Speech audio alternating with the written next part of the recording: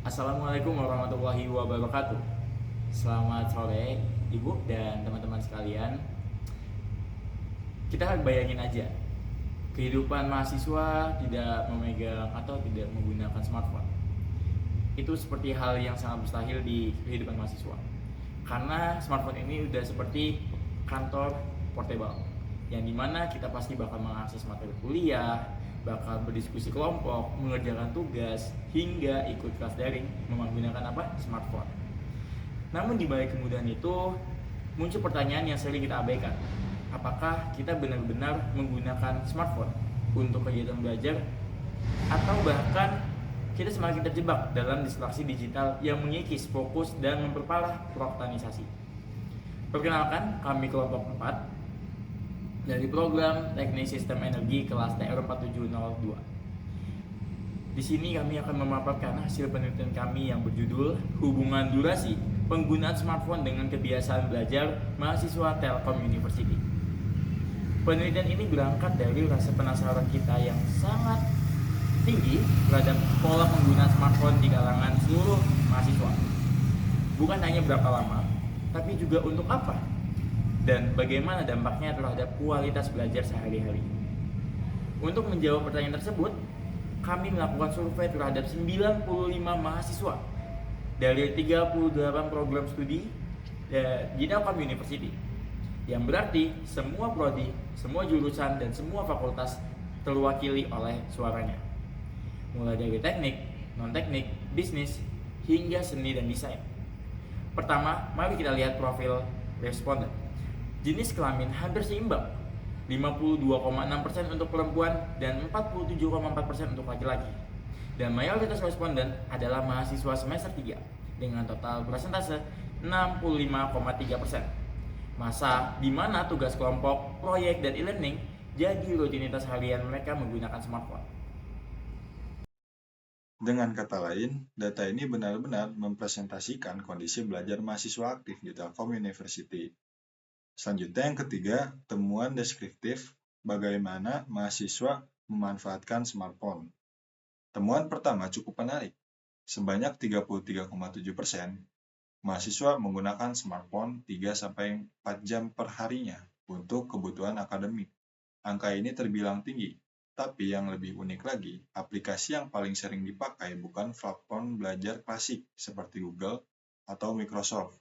Justru yang mendominasi adalah yang pertama ada WhatsApp sebesar 75,8%, yang kedua ada AI sebesar 73,7%, dan yang ketiga ada e-learning sebesar 66,3%.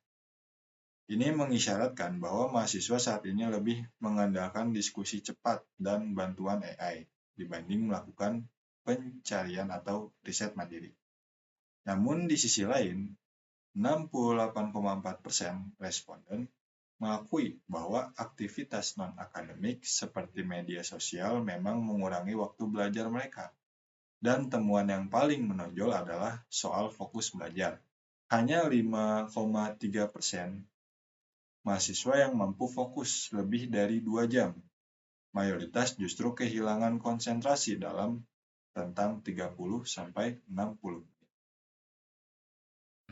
Keempat, apa sih kata statistik? Jadi, kami melakukan beberapa uji statistik pada penelitian ini. Yang pertama, ada uji korelasi Pearson yang menunjukkan semakin lama mahasiswa menggunakan smartphone untuk kegiatan akademik, justru semakin pendek pula durasi belajarnya, yang bisa kita tandai dengan adanya nilai R sebesar min 0,230 dan nilai P sebesar 0,024. Hal ini menantang asumsi bahwa durasi yang panjang untuk penggunaan smartphone dalam kegiatan akademik merupakan salah satu solusi belajar yang efektif. Bisa jadi itu hanya merupakan kegiatan multitasking yang melelahkan. Yang kedua, uji Chi-square.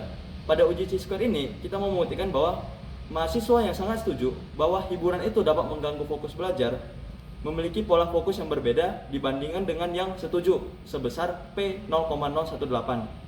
Artinya, kesadaran akan distraksi adalah langkah awal dari responden itu sendiri, dan itu tidak menjamin kontrol diri dari si responden yang kita teliti. Kami juga menemukan mahasiswa Fakultas Teknikal jauh lebih aktif pakai AI dibandingkan mahasiswa non-teknikal. Ini terkesan wajar karena kurikulum teknikal sering butuh coding atau analisis data. Tapi ini juga membuka pertanyaan. Apakah mahasiswa non-teknikal tertinggal dalam pemanfaatan teknologi untuk riset? Terakhir, meski laki-laki cenderung pakai smartphone lebih lama, tidak ada perbedaan signifikan berdasarkan gender. Artinya, tantangan mengelola smartphone bersifat universal, bukan soal jenis kelamin. Lalu, apa solusinya? Kami menyarankan satu hal, gunakan AI bukan sebagai jalan pintas, tapi sebagai alat riset untuk mencari jurnal, rangkum materi, atau menganalisis data. Karena pada akhirnya, smartphone hanyalah alat yang menentukan efektivitasnya adalah literasi digital, kesadaran diri, dan komitmen terhadap belajar. Demikian presentasi dari kami. Kami sadar penelitian ini masih memiliki keterbatasan. Namun kami berharap temuan ini bisa jadi bahan refleksi bagi kami semua. Terima kasih atas perhatiannya. Wassalamualaikum warahmatullahi wabarakatuh.